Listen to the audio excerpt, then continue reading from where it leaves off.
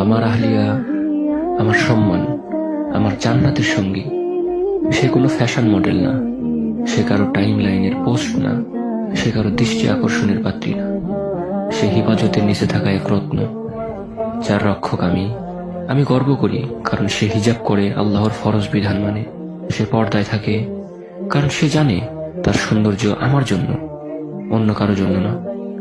অনেকে হাসে এবং বলে, স্ত্রীকে এমন লুকিয়ে রাখো কেন?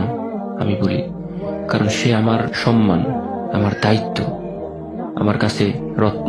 আর রত্ন কখনো রাস্তায় ছুঁড়ে ফেলা যায় না।